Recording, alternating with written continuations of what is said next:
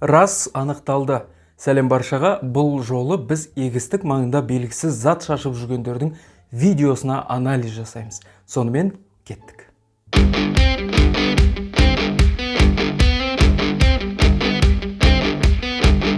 Видео TikTok әлеуметтік желісінде жарияланды. Кейін ол Facebook желісінде жарияланып, ірі топтарға тарап кеткен. Онда қолына телефон ұстаған ер адам егістікке жақын маңда белгісіз зат шашып жүргендерді тоқтатпақ болады.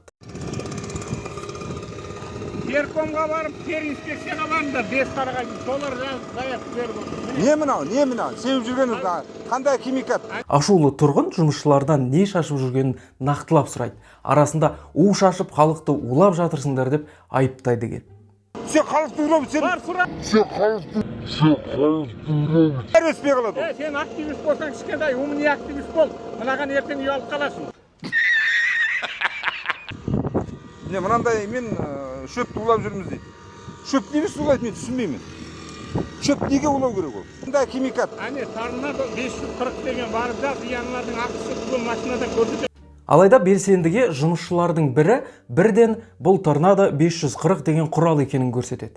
Бұл қандай құрал деп оның өндірушісінің сайтын тауып алдық. Енді құрамына келейік, бұл 10 литрлік канистрамен сатылатын, бұл сұйықтықта қышқыл глифосатының калий тұзы бар. Сосын су ерітіндісі қосылған. Калий тұзы дегеніміз бұл химиялық элемент қой, металл емес топтың минералды ресурсы. Бұл калийдің айтқыштарын өндіру үшін химия өнеркәсібіне арналған шикізат. Бұл суда оңай еритін калий және калий-магний минералдарынан түзілген шөгінді химогендік тау жыныстарынан құралған оңай еритін тұздар.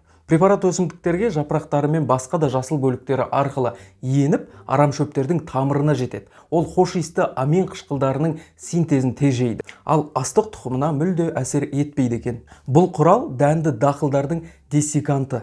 Қарапайым тілмен айтқанда, десикация арам шөптің тамырына еніп, оның таралуын тоқтату процесі. Осылайша астыққа кедергі болмайды. Десикацияның енді пайдаларына тоқталайық. Бірінші кезекте ол арам шөптермен күресу үшін пайдалы саналады. Екіншісі, егін жинау процесін жеңілдетеді. Кептіруден кейінгі дақылдар құрғақ және комбайнмен оңай тазаланады. Десикация өсімдіктер мен жәндіктердің саңырауқұлақ ауруларының алдын алады. Астық бір мезгілде пісіп жетілуін қамтамасыз ету және егін жинау жылдамдығын арттыру. Осылайша егін жинау күні мен мерзімін алдын ала жоспарлауға мүмкіндік беріп, оны жинауды алдын ала бастауға болады екен. Тағы бір пайдасы дақылдардың жапырақтары мен сабақтарынан тұқымдар мен жемістерге ылғалдың кетуіне байланысты өнім сапасы жақсарып, дақылдың класы жоғарылайды екен.